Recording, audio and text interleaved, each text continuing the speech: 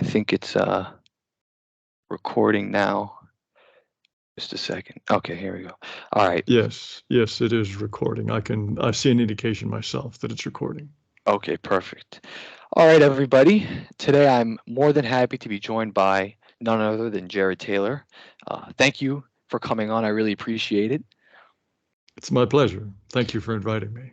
And well, I guess we can get right into it. Me and you met in real life at AFPAC.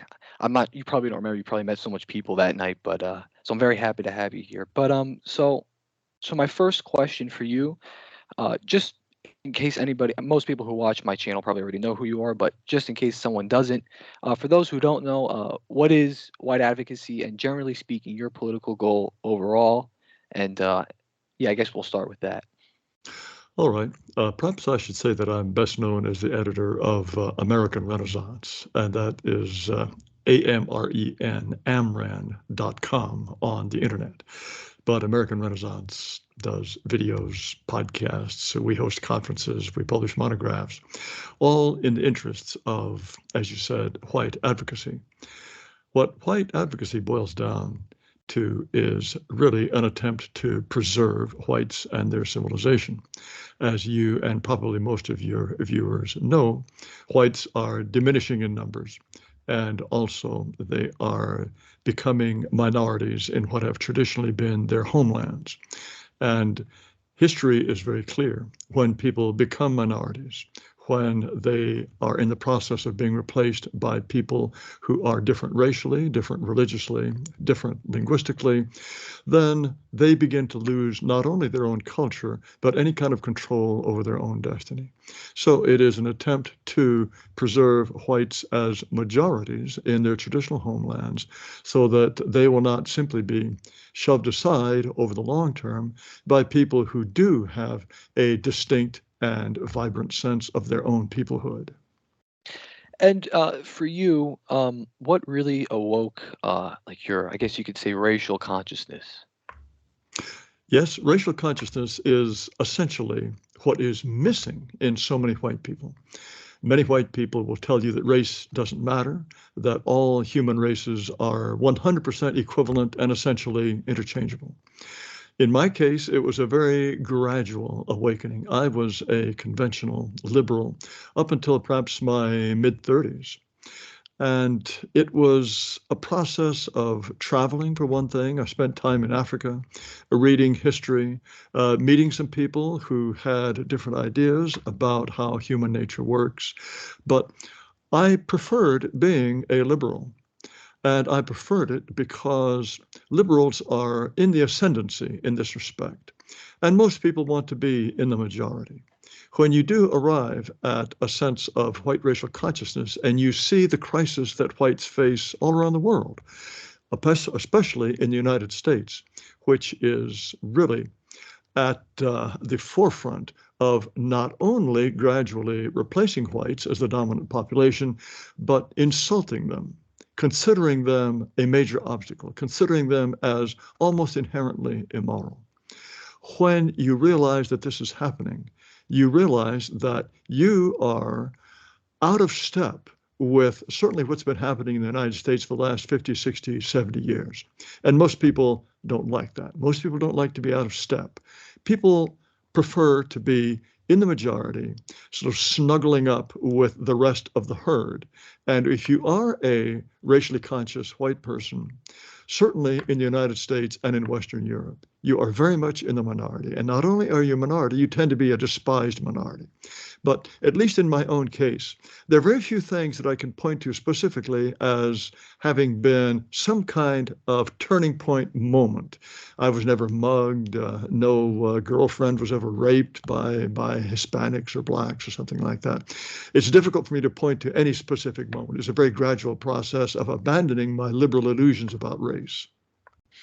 And a lot of people, in a lot of the interviews I've seen of you, they accuse you right off the bat of being, quote unquote, white supremacist. And usually your reply to this is to make a distinction between wanting a living space or a homeland for white people and wanting whites to rule over other races. Now, it seems to me that this phrase, white supremacy, much like the word racist, has been in its meaning so overused and like all encompassing that it's kind of lost its meaning altogether. Would you agree with this? It certainly is an inaccurate term. Now, there was a time when the expression white supremacy did mean something. The Europeans who colonized Africa, they believed that they were a superior race to Africans and that they were bringing civilization to people who were less evolved and less capable of governing themselves. So there was a period of time when there was white supremacy, and that is a historically useful term. Today, I don't believe there is any such thing as a white supremacist. I've never met one.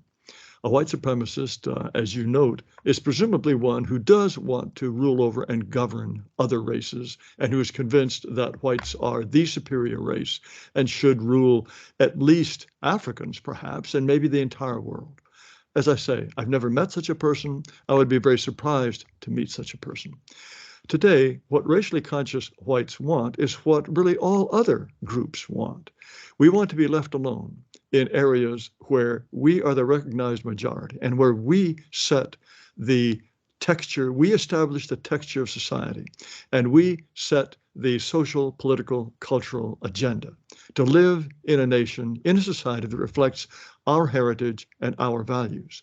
This, of course, is taken for granted by all non-whites.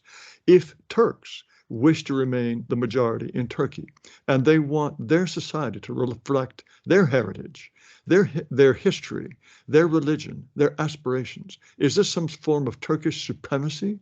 No, no. And in fact, even when there was a time when Turks wished to rule over people of other, when they ruled the Balkans, they ruled the Greeks, the Turks really have a remarkable the Ottoman Empire. They controlled other people. Does anyone ever talk about Ottoman supremacy or Turkish supremacy? No. This is a term that is used exclusively against whites. The Japanese, for example, they wish to remain a majority in Japan. Is that some form of immoral Japanese supremacy? Not at all. And like the Turks, certainly in the 1920s and 30s, certainly in their incursions into the mainland, China.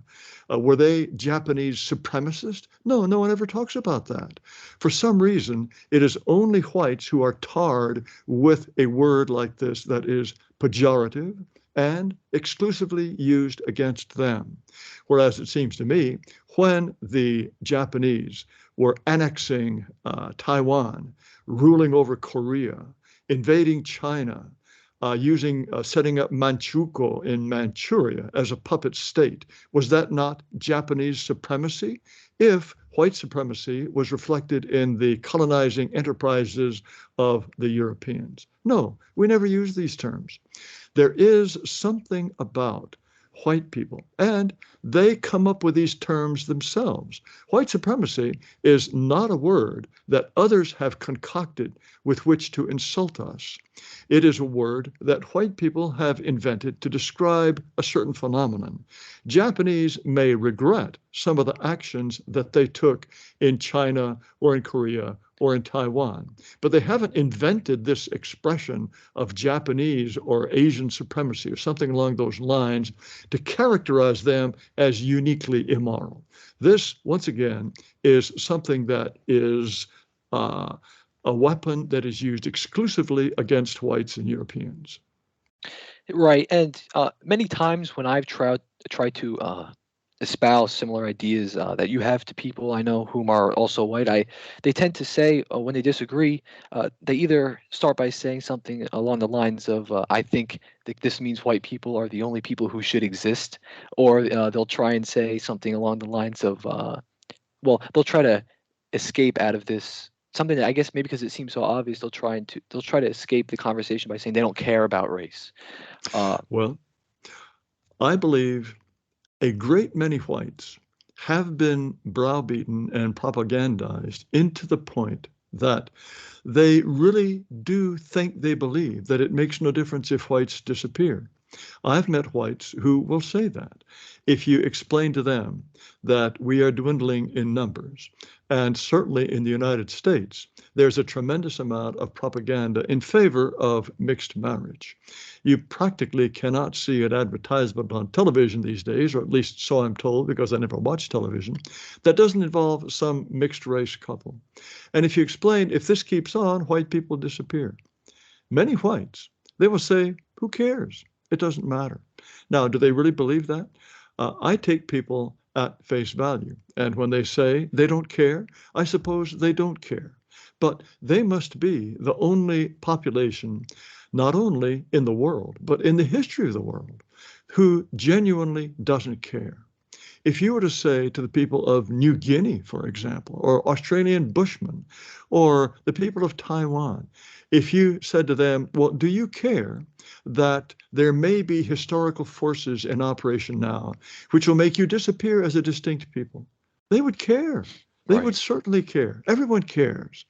The only white group which apparently is permitted to care in an official way is Jews in Israel. Israel is officially a Jewish state. It is set up to preserve Jewishness. And some people say, oh, well, that's just a religion. No, it's not just a religion. It's a biological phenomenon. After all, someone like Albert Einstein, he was certainly a Jew, but he was an atheist. There was nothing religious about Albert Einstein, but everyone would agree that he was a Jew. And Jewishness is defined by having a Jewish mother. So Jews share a certain biological heritage, and oddly enough, Americans, white Americans in the United States, who would say that it would be reprehensible for whites to wish to remain a majority in the United States, they fully agree with the Jewish objective of not only remaining a majority in Israel, but a supermajority and a permanent majority. So Israel is one of the few white countries which is allowed to take a healthy attitude of this kind. On the other side of the Iron Curtain, of what we used to call the Iron Curtain, there are Eastern European countries that do have healthy political policies. They do not accept non-white refugees. They do not accept non-white immigration. And some of them have had political parties that were explicit about this. In Estonia, for example, the EKRE, the People's Conservative Party, the labor minister who was serving in government at one point, he'd made a joke about immigrants. If you're black, you turn back. This is something that's unthinkable in the United States or in Western Europe. But those people in Eastern Europe have not been poisoned nearly to the extent that Western Europeans have by ideas that are primarily American. The United States is the great source of these poisonous ideas, and we have been very successful in exporting them all around the world, but only, again, to white nations. We have never even attempted to persuade the Japanese that, well, okay, you have a declining population, which is true.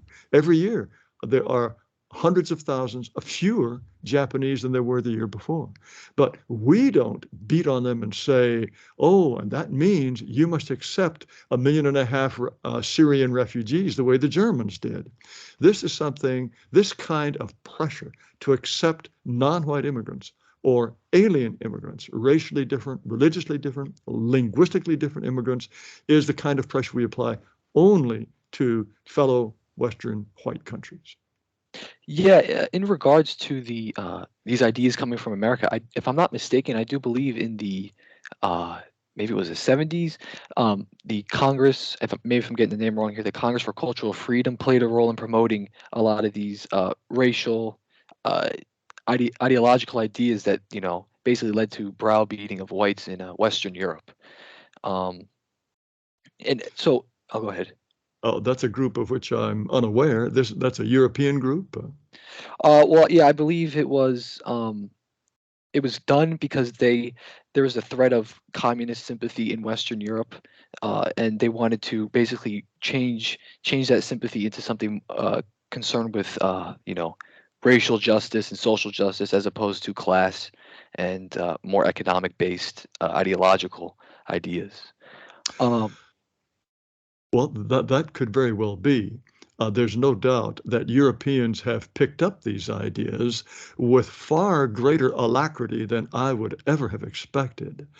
For example, there are many countries in Europe that never had an overseas empire. They certainly never practiced slavery. Why would the Scandinavians, for example, why would they have any kind of guilt complex about their behavior? In the United States, of course, we're beaten over the head every day, practically every minute, with the fact that we had slavery. In some countries in Europe, the Spanish, the British, the French, who had large overseas empires, even the Portuguese, people will say, okay, you committed all of these horrible sins, and therefore you are guilty. Well, of course, there are many arguments to be made to explain why this does not mean that whites must, as a consequence, give up their countries to Muslims and Africans. Those two things don't follow absolutely at all.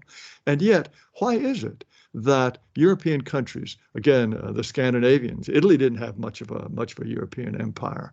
The Germans, they had a brief African empire, but all of these countries are yet subjected to these same propaganda initiatives and end up having the same self-loathing attitudes about themselves as a nation, as a race, as a people, as a culture. To me, it is, frankly, one of the great unexplained mysteries of history of the last 60, 70 years. Why is it that whites have been so uniquely susceptible to this kind of self-loathing? But we find it everywhere, again, except in those countries that were preserved from this sort of Western poison because of communism up until the fall of the wall and the greater openness to Western ideas. Of course, now that these ideas are flowing into the Baltics, Poland, the Czech Republic, Hungary, then there is a constant fight to keep these horrible ideas out. But at least for the time being, those people have been saved from the worst excesses of white self-loathing that are practically universal outside of those areas. Right. And, in terms of the morality of the position that you hold and that I hold, once you look at it and really, I guess, yeah, once you just analyze it, it's not abhorrent at all. There's nothing inherently hateful for having a preference for your own racial group. Oh, Many people on the left recognize this when it comes to the sovereignty of other racial groups except whites. Uh, yes. Now, how would you reply to someone who claims that this right can only be applied to groups who are quote unquote oppressed or in the minority? Well, if it is only those who are in the minority who have the right to express some sort of racial or cultural or national consciousness, why wait until we become a minority and then lose any kind of national sovereignty? Right. And at the same time, those nations that still have a majority, nation states I mentioned earlier, Turkey, Japan, but it would be the same for Vietnam, for China. All of these countries, they are still in the majority, and they are actively maintaining that majority. In fact, it would be perhaps a mistake to say they are actively doing so. They are instinctively doing so. They are the overwhelming majority in their countries, and they are refusing to undertake any kind of policies that would undermine that overwhelming majority status. Is what they are doing immoral? That's the obvious and basic question.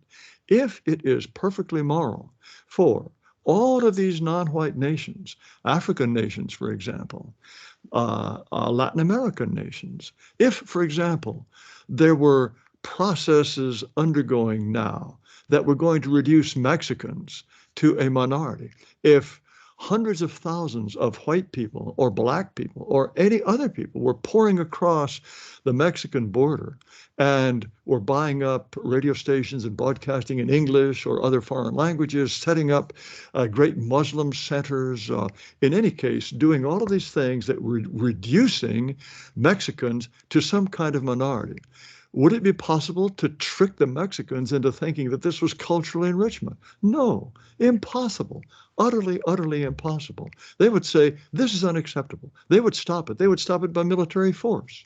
Whereas it is only in white countries. And again, this is aberrant, not merely in terms of what is taken for granted all around the globe, but in historical terms as well.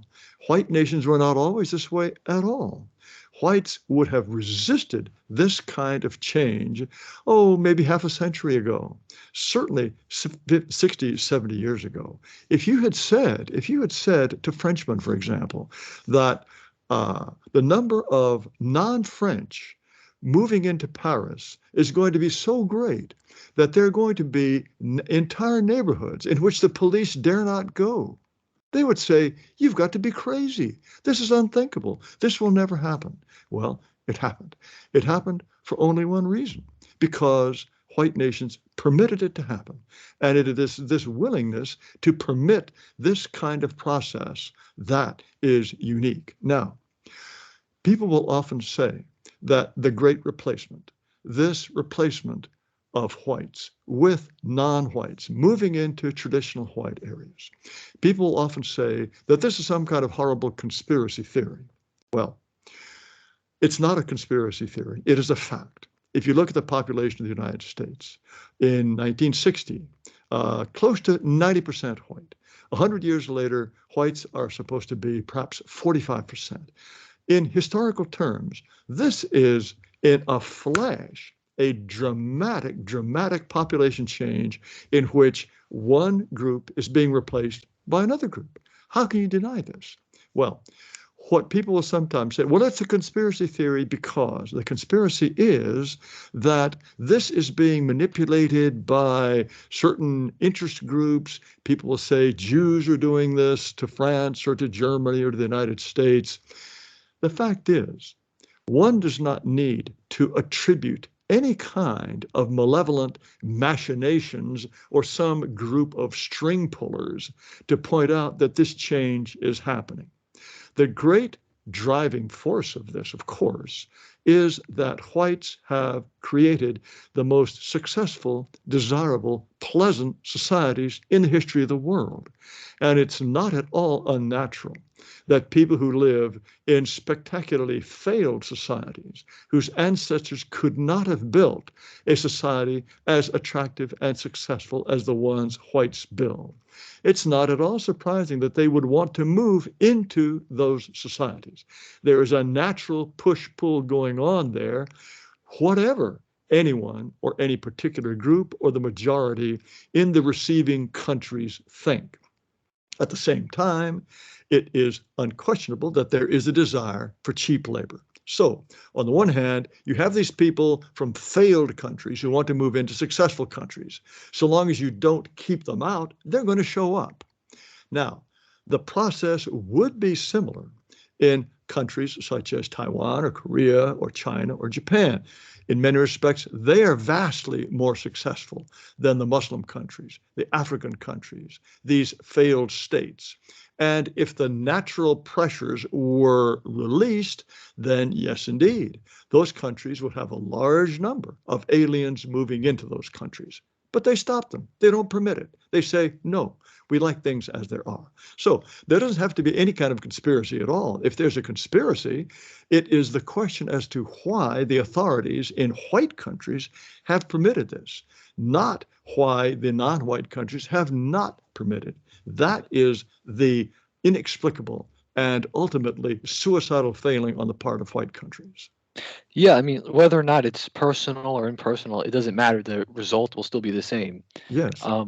Now, I was going to say, yeah, even this whole idea that it's like a conspiracy theory. I mean, I'll give some anecdotal evidence here. I've been going to my whole life this small mountain village in Italy because I have family there, and being there as a younger child, there was not everybody there was Italian. There was no immigrants there, and then I went right after 2015. There was Muslims in this tiny town and blacks in this tiny town. So I mean, it's like right there in front of your face. You can't deny if you see it in these tiny villages with 3,000 people. It's It'd just be absurd to deny it.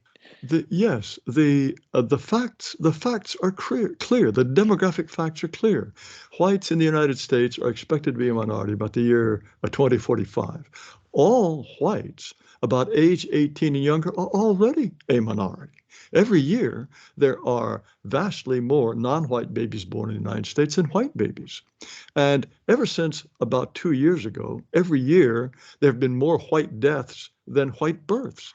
We are declining in numbers, and we're also being shoved aside by non-whites who keep pouring into the country and who have birth rates that are higher than ours. This is utterly, factually undeniable. The same processes are going on in Europe. As I recall, the estimates are that countries such as Britain or France will become minority white by the year 2060, 2065. This process is going on. And to pretend that it is not going on is just preposterous, absolutely preposterous. At the same time, as I'm sure you're aware, here in the United States, when people who don't like the idea point out that whites are being replaced, then it's some sort of optical illusion. It's a conspiracy theory. It's not happening. And yet, at the same time, leftists often will glory in the idea that as whites are replaced, then politics will become more progressive, as they put it. There will be essays written about how, well, America's gun culture, the idea of the Second Amendment, people with the right to possess firearms. This is something that is heavily rooted in the way white people think. And the white people who are opposed to this, they look forward to the time when whites become a minority because they can count on Mexicans and Haitians and Guatemalans and Chinese not to support gun rights. So they will, under those circumstances, gut the Second Amendment, and everybody will be deprived of their weapons. They look forward to this absolutely with joy.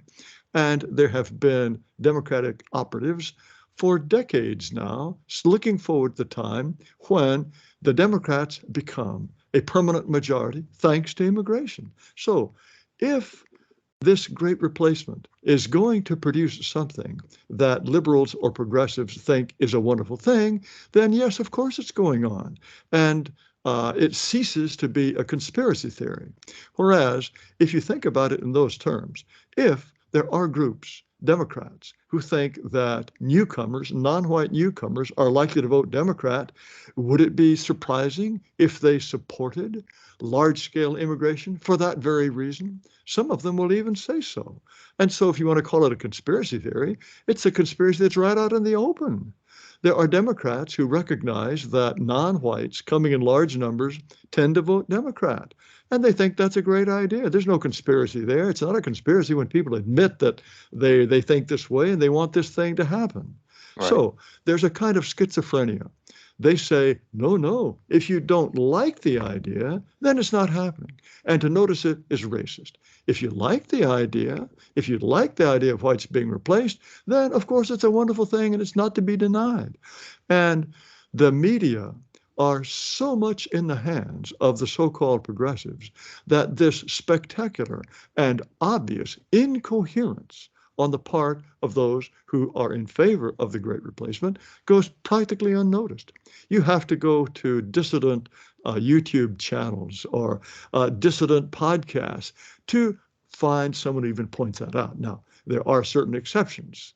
Someone like Tucker Carlson will point out the obvious hypocrisy of that.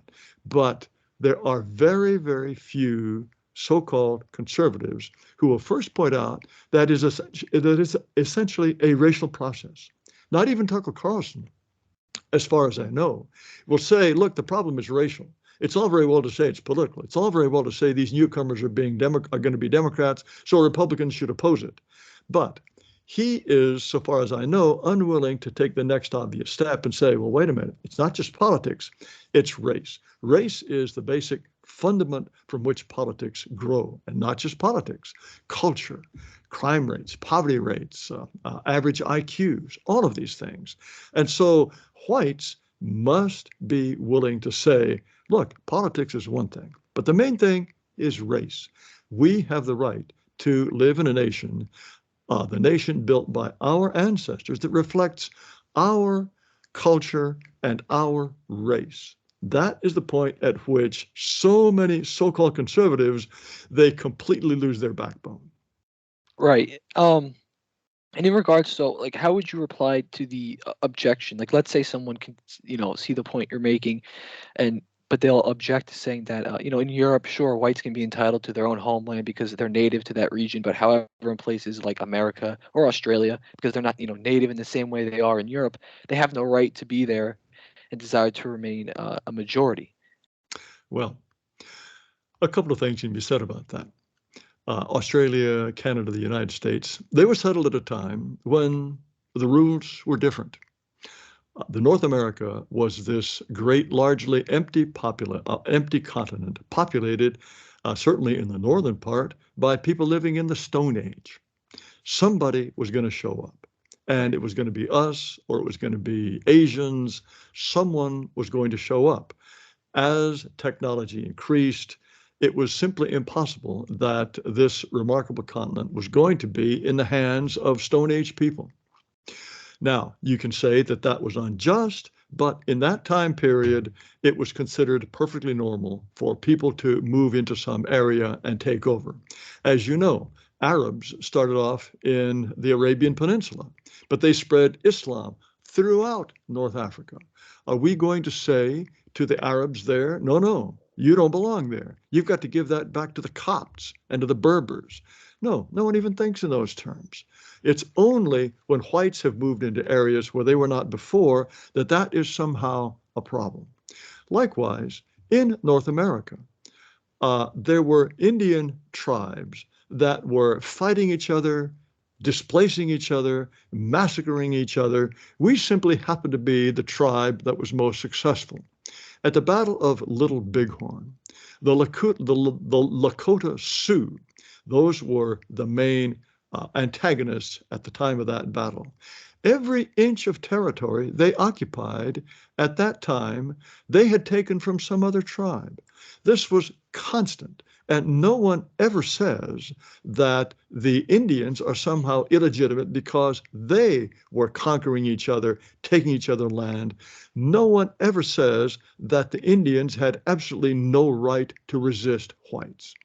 Furthermore, the argument that people then make from the idea that whites came here and took the land from the Indians, no one ever says, well, okay, then all the whites got to go back to Europe. No. What they say is whites don't have the right to be a majority. What they say is, okay, Asians have the right to come here if whites are here. Africans have the right to come here if whites are here. Well, wait a minute. Is that what the Indians would want, for heaven's sake? If it Right. was wrong for whites to come up and take Indian land, then why is it such a good thing for people to come from Asia or Africa or who knows where and then likewise take yet more land?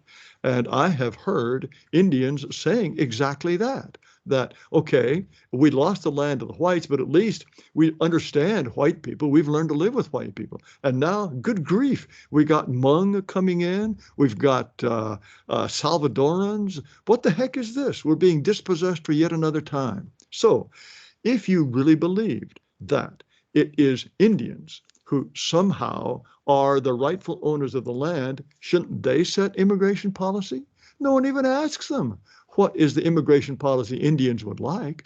This is simply used as a way to beat on white people and to say, no, you don't have the right to set immigration policy. In other words, the world has got the right to set immigration policy and come in. Whoever can manage to stagger across the border belongs here because you took the land from the Indians. That doesn't follow at all. If we took the land from the Indians and that's bad, how come it's okay for these other people to show up and take the land from the Indians? No, it is nothing more than an argument that is used exclusively against whites. As I say, never against the Arabs or any other group that moved into any other territory. It is our sole and unique fault, and it is used in a way that's completely incoherent. Yeah, and also to add to that, they act as if, and you kind of touched on this before, that the Indians here were some unified people. They weren't. They were at war with each other. So they were Yes. definitely in not any sense a nation or anything. Now, on this question of Europe, like phenomenologically speaking, do you consider the experience of whites with racial minorities in America being different than that of those in Europe to have an effect on how whites in Europe and America will respond differently to the presence of racial minorities? Ultimately, the presence of racial minorities in white societies always works out the same way. And this is something that the people on the other side of the argument always fail to recognize. Take, for example, groups of blacks in Canada or Great Britain, the United States. They end up meeting exactly the same profile in terms of poverty rates, illegitimacy rates, crime rates. Why is this? Well, if you limit the discussion to the United States, invariably, the argument from the other side is blacks do all of these things because of white wickedness, because whites enslaved them, whites lynched them, segregated them, et cetera, et cetera, et cetera. And that is why blacks behave as they do. Well, the fact is, they didn't have any of that history or a dramatically different history in Canada or Britain. And yet, why is it that, again, they have the same profile? Why? Why? It's against the rules to point out that there are biological differences between the races. And if blacks in the United States are operating at a less successful level than whites, invariably the explanation is white wickedness in the past and in the present. And then if you find the same thing in Canada or in Britain, then you've got to concoct some whole different species of white wickedness. Somehow, I guess, the whites in Britain or Canada were much better at doing all of this since the 1950s, for heaven's sake. We've had blacks here since 1619. And the fact that in Britain they had them only in large numbers since the 1950s, somehow, I guess the Brits, despite not having segregation, not having lynching, not having slavery, their wickedness really got into high gear in no time at all. No, this stuff makes no sense at all. Races are different. And wherever you find black Africans, they tend to build societies that are very similar, whether it's south of the Sahara on the continent, or whether it is Haiti, or whether it is in majority white societies. They work their lives out in a particular way that is different the way whites or Asians or Latin Americans do, for example. But it is one of the great taboos in contemporary Western thinking to point out biological difference. And I would say this, that the failure in Western societies to take into consideration racial differences, the unwillingness to accept data that has been valid for at least a century, and to pretend that the races biologically are 100% interchangeable. This is one of the most catastrophic and colossal intellectual failures, I believe, in all intellectual history. And you could compare it to the unwillingness of the Catholic Church to accept a heliocentric universe. Well, all the evidence is very powerful that the Earth is not the center of the universe, but assuming that the Earth is the center of the universe does not change social relations in any significant sense at all. It makes it more difficult to predict eclipses. There are certain astrological complications involved, but it doesn't mean that groups of people are treated differently in society as a whole. However, when it comes to refusing to accept the reality of race and racial differences, certainly in the United States, and the failures of blacks are invariably and exclusively pinned on the wickedness of whites, we end up with all of these assumptions about white people, assumptions about American society that are completely false. It would be as if we based all of our social efforts on the assumption that it is only out of anti-female bigotry that we don't have an equal number of women in the National Football League. It is as absurd as that. But our society is turning itself inside out, blaming whites and punishing whites and giving special legs up to blacks based on this utter unwillingness to face the facts, namely there are biological differences. Again, the inability to accept the evidence on this is, to me, an inexplicable and catastrophic intellectual failure, the like of which I can't think of in world history. Perhaps there have been differences of this kind. Now, people have had differences on religious, and they slaughtered each other over religious differences. That's not an intellectual failing. That's a matter of faith. But to have a question that is empirically testable, and in the face of all the evidence, to say, not only is that wrong, we're not even going to consider it as a possibility. This is an absolutely eye-opening and unprecedented failure of the intellectual classes in the West. Yeah, that's really interesting, and I feel like not everybody, but a lot of these people who deny the differences between race have like, I feel like they must live, some of them at least must live in very homogenous parts of the country or other countries because you just I've lived around blacks my whole life and I can clearly tell you there's plenty of things that are different. So Well, there are two questions. Do they really believe it, or do they pretend to believe it? right. I don't know. It's almost impossible to really probe the minds of liberals. These days, of course, if you don't at least pretend to believe it, you are punished very severely. So it is possible that there are a lot of people out there who understand the significance of race and who understand that all of these efforts to try to bring blacks up or Hispanics up to the level of whites are futile. There may be lots and lots of people who realize that, but they don't dare say so because their careers and their reputations are at stake. Now, the best I can do is speculate on that because, of course, no one would admit it. To admit it is to cease to pretend. And when you cease to pretend, then you become a dissident and an outcast and an intellectual leper. So I just don't know. I've had this discussion many times with a friend who used to be in academia. He's convinced that anyone with the IQ of, I don't know, maybe a fried egg realizes that blacks and Hispanics and Asians and Jews are in fact different. And to somehow say, oh, it's just culture that accounts for all that, that's obvious folly. He's convinced most people know that. I don't think so. If most people knew that and even were even pretending, they would not do such things as encourage immigration from Haiti, for example. They would know, wait a minute, Haitians are not going to be a good addition to the United States.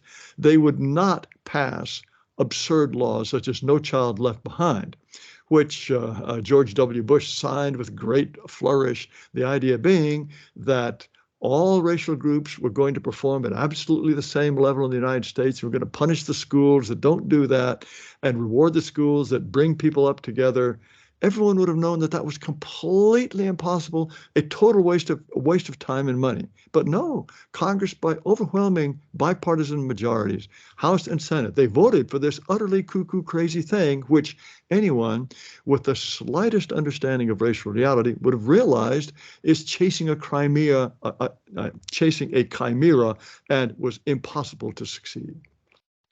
And so with the current political climate, especially with the large amount of anti-white propaganda, do you see violence against whites from non-whites in the near future getting worse, or do you think there's just going to be like a natural separation of the races before this? Oh, it's getting worse. If you look at the rates of particularly black violence against whites, for years now, the likelihood of a black person to attack a white person as opposed to the other way around has been 20 times, 30 times, 40 times more likely. These numbers are continuing to increase, and it's perfectly understandable. American society is constantly telling black people that if you're not doing as well as Whitey over there, it's Whitey's fault. Whitey back in the past enslaved you. Whitey today is holding you down in all kinds of ways. And so is it not natural that blacks should hate whites?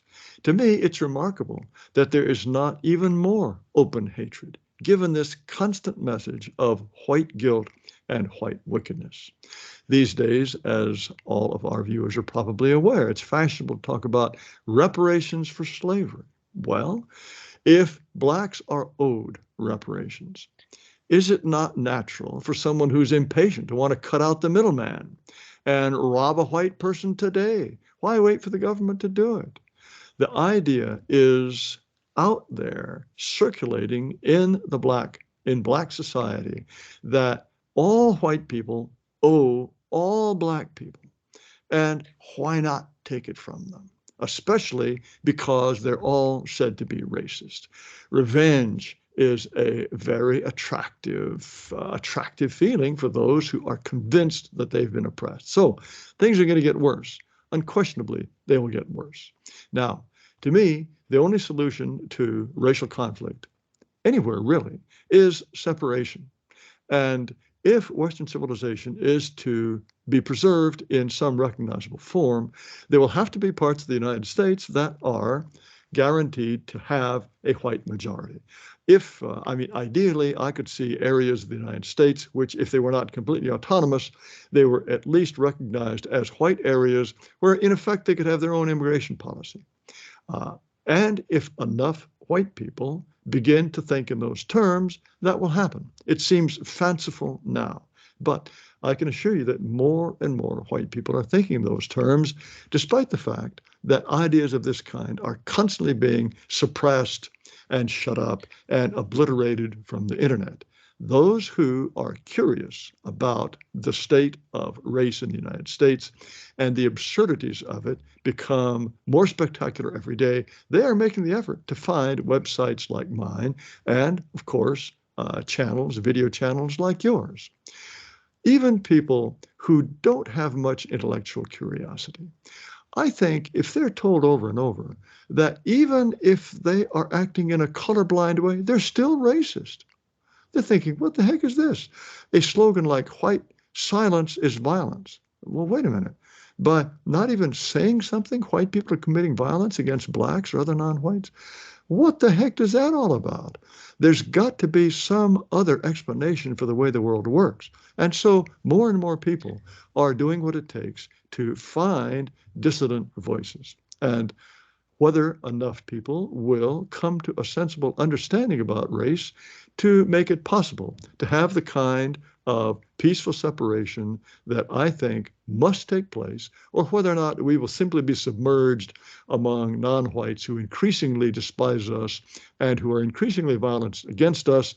I cannot definitively tell you the one is going to happen and the other is not going to happen. But I'm doing my best, of course, to attempt to bring about this other solution of peaceful separation where blacks, Hispanics, Asians, whoever it is, can go their own way in peace. And for those who wish to live in some kind of multiracial society, if they really feel that way, they're certainly welcome to do so. But they should never, ever think that those who want to do that are somehow morally superior to those of us who wish to live in a racially and culturally coherent way.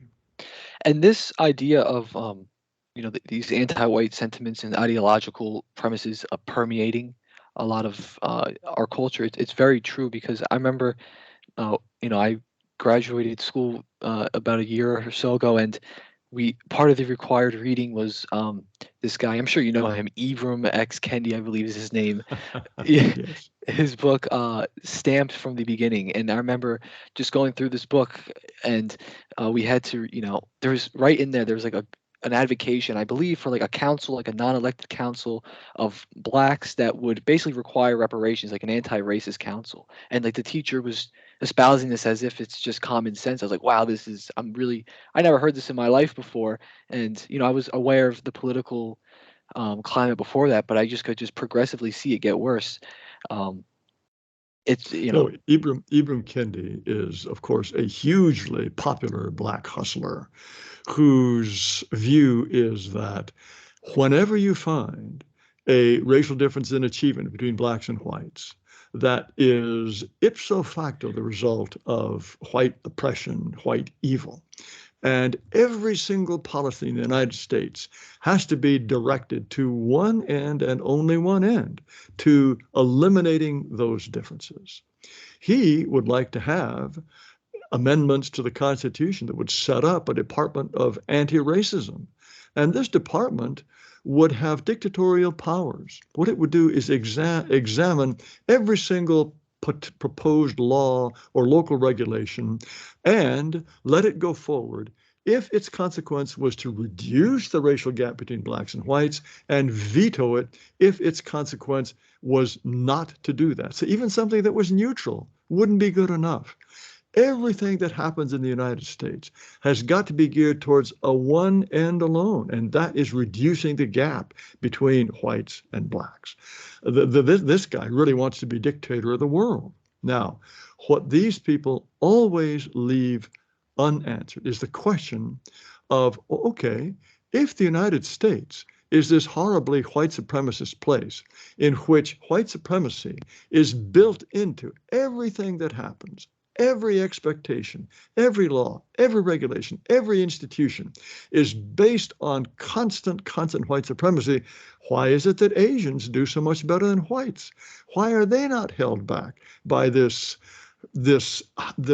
omnipresent miasma of hateful white supremacy? No, they never even are asked that question.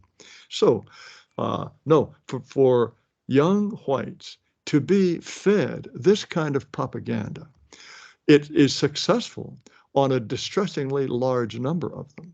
But for those for whom it is not successful, it must make them furious to be told over and over that their ancestors really just spent all their time oppressing everybody else in sight, and that whether they consciously want to suppress or oppress everyone in sight, they're doing it anyway. This is, I can't imagine being taught this kind of thing from grade school on, but it would make me furious. And my fear is that those who are constantly being told this, some of them are going to snap and do the kinds of things that this Peyton Gendron did in Buffalo, Right. or that Dylan Roof did in Charleston. They are not only constantly being told they're evil, but they have no outlet to express any objection to this. If someone says the sorts of things you and I are saying, they get kicked off social media, they become pariahs, they lose their jobs. And as I have said many times, those who have a voice speak, but those who have no voice are likely to react in explosive and horrible ways. And this just sets in a vicious cycle. You get a guy like this Gendron. Well, okay, what's the consequence going to be? So far, I haven't seen any concrete measures, but the idea is, okay, he got his ideas from the internet. So we're going to have to shut up your YouTube channel. You were going to have to completely kick Jared Taylor off the internet.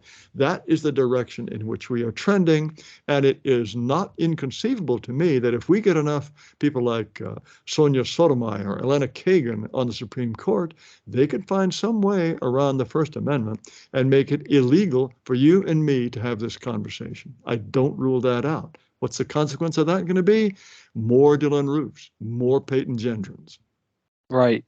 And I guess this question here would follow on perfectly in regards to the future of whites in America or Europe or elsewhere that has been majority white. Are you optimistic or pessimistic that we will have our sovereignty and ability to self-determination back? I'm optimistic. I see, as I say, I've been running this website, American Renaissance, or it was originally a print publication. Since 2012, it's been strictly a website. I've been doing this for 30 years now. And on the one hand, race relations have deteriorated tremendously. And in May 25th of 2020, when George Floyd lied down on the street, fought with the police officers, and died under the knee of Derek Chauvin. Since that time, there's just been this colossal explosion of insanity. So not everything by any means is going our way. But at the same time, there is an increasing consciousness among whites. More and more people, despite the efforts to suppress our voices, are figuring out how to reach channels like yours, websites like mine. And eventually, with enough people, things will change. At the same time, as I've said before, in Eastern Europe, there is still a relatively healthy racial consciousness. So if, heaven forfend, the United States becomes completely overrun by lunatic whites and non-whites who have nothing but contempt for us. There will still be places on the surface of the globe where white people are the majority and they can hold their destinies in their hands and make decisions for their generations to come. Now, one of the problems, of course, is birth rates. Even in the Eastern European countries, where they still have a sensible attitude towards cultural homogeneity and nationalism, they don't have replacement level fertility. The Hungarians are trying to increase birth rates. The Russians are trying to do the same. How successful these will be, I don't know. But perhaps it's because I am by nature an optimist. I don't think that we will simply walk off the stage of history after having given so much to the world and provided so much brilliance, so much culture, so much good sense. I don't think we're simply going to roll over and die. Right. And for white men, especially like young white men who want to get involved in helping maintain the existence of our race, what would you think would be the best thing to do politically? And I guess you could also say in our everyday life. Well, I'm often asked this question, and I always give the same answer. Young white men, many of them are tempted to become full-time activists, to rip off the mask and say, yes, I'm white and I care about white people, and go out. But this is going to foreclose so many options in their lives. For white people, young white people who are aware of the terrible crisis we face, it's very important to realize that this is a long-term action. This is not a sprint, this is a marathon. And even if you blaze out onto the internet or into the real world as the great white warrior, you alone are probably not going to change things in a significant way. In the short term, the more important thing to do, finish your education, get a profession, find a good white woman, start a family. And then once you have established yourself with this personal base, try to build a community of some kind in which you can rear children in a healthy way. This is something that's going on in various places around the country. People are finding each other, they're sharing homeschooling responsibilities, they help each other, and they're trying to create a healthy white community. This can be done. And as you develop, as you progress in your career, you may make enough money so that you can make contributions to those who are doing full-time activism. You may find that you have special skills that you can use to help organizations that speak for white people. But I fully understand the absolute fury that must come with the realization that what you've been told ever since you were a baby, even by your parents, is completely wrong, insulting, and ultimately fatal to our people and to our culture. But restrain your wish to go out in a blaze of glory and think in the long term. You have a long life ahead of you, and you should be a father. You should be a husband. You should be a community builder, not someone who goes rushing off into the cannon's mouth. So it is a long-term thing. And as you increase in your means, increase in your capabilities, you will be able to help our race and our people much better than if, as an 18 or a 20-year-old, you just rush right into the battle in an unprepared way. Right. And following on, by the way, I have just a few more questions left, and we'll be able to much your time. Are there any current political movements, parties, or politicians that you see as having potential to actualize these values for whites in America or Europe? Not in the United States, but there have been parties in Europe. It's a terrible pity that so often they are linked to an individual person. Jean-Marie Le Pen, it's no longer the National Front, it's the National Rally. It has a healthy attitude towards the continuity of France, and yet Marine Le Pen, I don't think she's the ideal leader of that party. It's become a kind of personal fiefdom for her. She should step down. She should hand the reins over to people who are smarter than she is, more logical, more coherent, but there is a desire. There is a desire for these movements. In Austria, there have been times where there have been healthy political parties, but then there might be a scandal at the top. In Italy, the Lega, what used to be the Lega Nord, those people have sensible ideas. And so there is potential for this kind of thinking. The Swiss, they have had sensible parties as well, but they never quite get over the top. Part of the problem is that as soon as racially conscious or openly nationalist politicians or parties begin to get maybe 15% of the vote, then some of the so-called conservative parties, they will change their tune just enough to siphon off the votes that those political parties were getting. And then once the genuinely nationalist parties have dropped in power, then the so-called conservatives go back to their old ways. The Alternative for Deutschland, that had a real potential, but it tends to fizzle out. But I believe the real problem is just the massive media presence, not just in the United States, but in Western Europe as well, against all of these sensible ideas. One of the men who writes for American Renaissance, Gregory Hood, he says, we don't have state-run media in the West. What we have are media-run states. There's a great deal of truth to that. I sometimes think that if people that think like you and I had exactly the same kind of media power that lefties have, in 6 months, we could just turn things around. But there's this constant bombardment of things that run contrary to history, contrary to human nature, contrary to everything we know about morality even. And people are susceptible. They can be hoodwinked, browbeaten, tricked, intimidated into doing and saying things that are completely contrary to their interests. And again, as I said before, humans are conformist. Humans want to be part of the herd. And it takes a great deal of courage to say the herd is wrong. I may be a minority of one, but I'm right. Everybody else is wrong. People have a very difficult time doing that.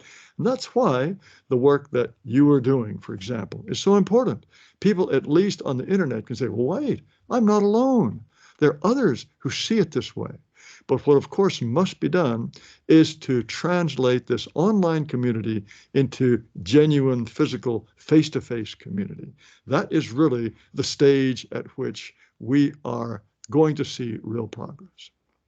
Right. And we did kind of touch on this a little bit earlier, but there seems to be, through the public education system, a growing usage of anti-white propaganda. And do you consider schools one of the first places that would need to reform in order to make it, less anti-white?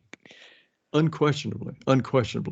It would be very important for racially conscious whites, those who perhaps don't have a record already as an activist, to run for school board.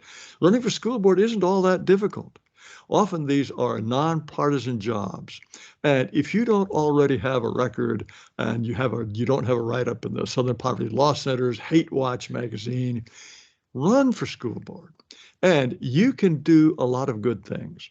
The Fairfax County Public Schools, which is where my children went to school, they paid this fraud, Ibram Kendi, $20,000 for a 45-minute Zoom conference to get him on the line, pay him $20,000 to tell them how horrible racist they are.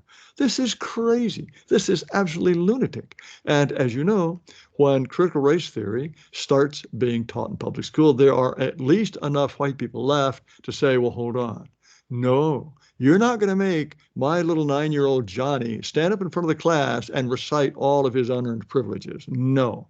So there is an ability, a willingness to react. We just have to be much more active about this and not just go to school board meetings, get yourself voted onto the school board. The same can happen in local elections, city council, county commission, all of these places. They're not going to set immigration policy there, but you can certainly publicize important ideas. And to the extent that race permeates everything in the United States, every position of elected responsibility will have some aspect in which you can work for fairness for our people.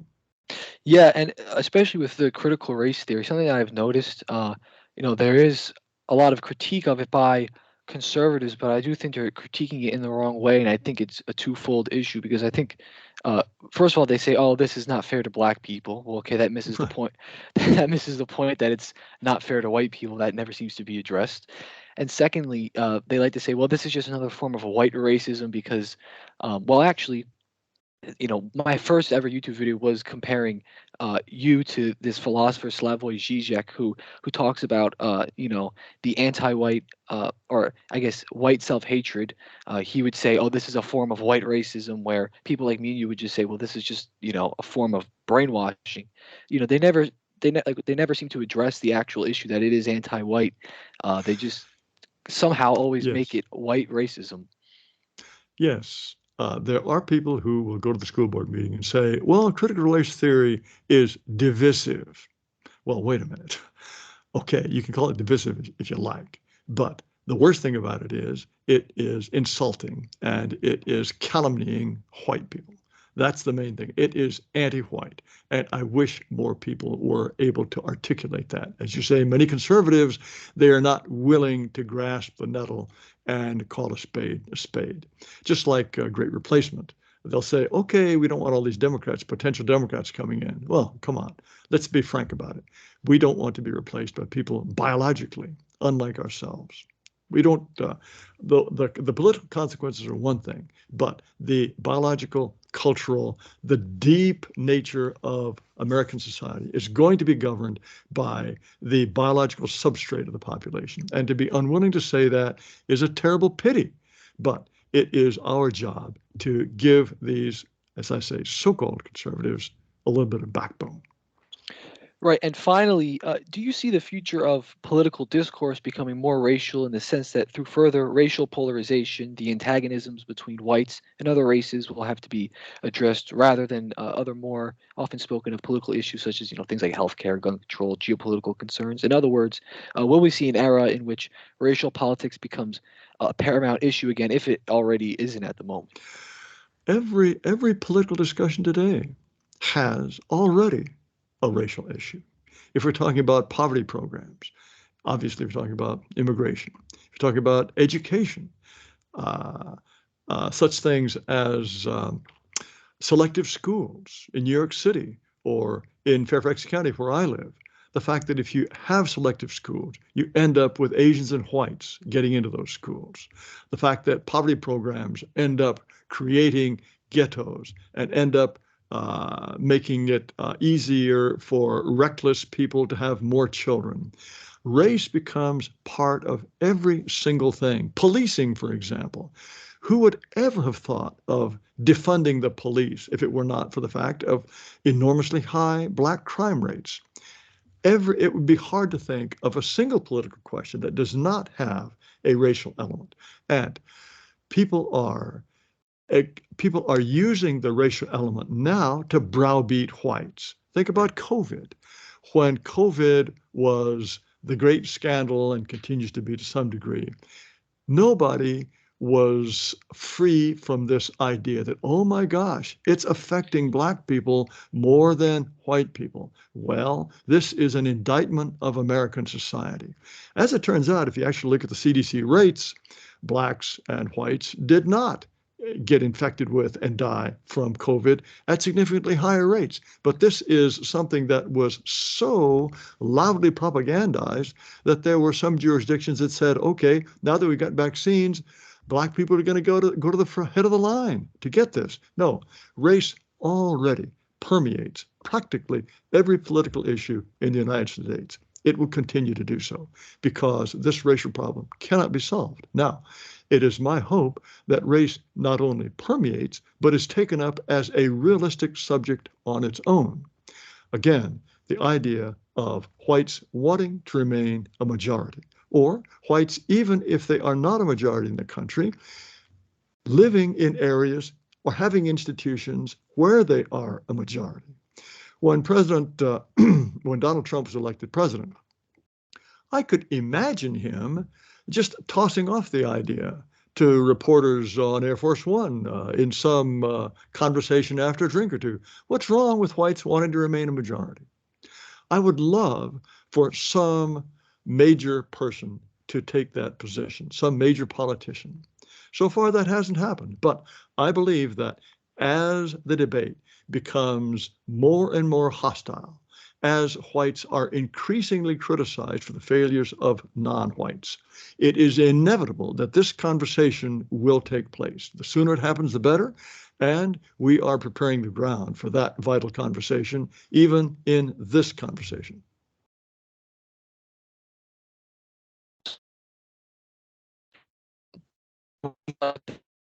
People who, some people inevitably disagree.